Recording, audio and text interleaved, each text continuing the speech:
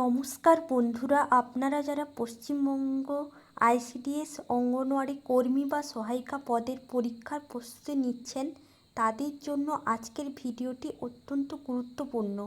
পরীক্ষায় রচনা বিভাগে বেশি নম্বর পাওয়ার জন্য লেখাটি বড় করার চেয়ে সঠিক তথ্য দিয়ে নির্দিষ্ট শব্দের মধ্যে সাজিয়ে লেখা জরুরি। আজকে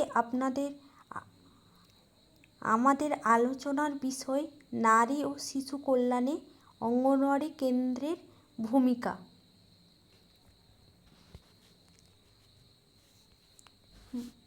একটি শিশু ও উন্নত জাতি গঠনের মূল ভিত্তি হলো নারী ও শিশু। তাদের সুস্বাস্থ্য, পুষ্টি ও প্রাক প্রাথমিক শিক্ষা নিশ্চিত করতে 1975 সালে ভারত সরকার সমন্বিত শিশু বিকাশ সেবা আইসিডিএস প্রকল্প চালু করে। এই প্রকল্পের মূল চালিকা শক্তি হলো অঙ্গনওয়াড়ি কেন্দ্র।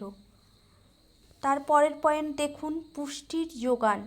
গর্ভবতী নারী, প্রসূতি মা এবং 0 থেকে 6 বছর বয়সী শিশুদের পরিপূরক পুষ্টিকর খাদ্য সরবরাহ করে। এই কেন্দ্রগুলি গ্রামীণ অপুষ্টি দূর করতে প্রধান ভূমিকা নেয়।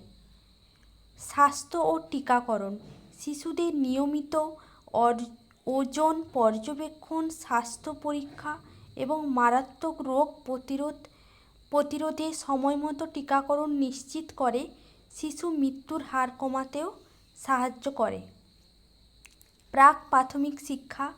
3 থেকে 6 বছর বয়সী শিশুদের খেলাধুলা ও ছন্দে প্রাক প্রাথমিক শিক্ষা দেওয়া হয়, যা তাদের প্রাতিষ্ঠানিক শিক্ষার ভিত শক্ত করে। সচেতনতা বৃদ্ধি। মায়েদের স্বাস্থ্য রক্ষা, স্তন্যপান, শিশুর যত্ন এবং পরিবার পরিকল্পনা বিষয়ে সচেতনতা বাড়াতে এই কেন্দ্রগুলি কাজ করে।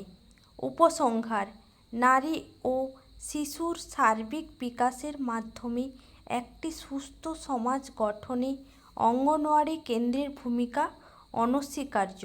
আজকে সুরক্ষিত শিশুই আগামী দিনের সমৃদ্ধ ভারতের কারিগর। এইভাবেই পয়েন্ট করে টু দ্য পয়েন্ট লিখলেই পরীক্ষায় আপনারা সর্বোচ্চ নম্বর পাবেন। লেখাটি স্ক্রিনশট নিয়ে নিন অথবা নোট করে রাখুন। ভিডিওটি ভালো লাগলে অবশ্যই লাইক এবং চ্যানেলটিকে সাবস্ক্রাইব করতে ভুলবেন না।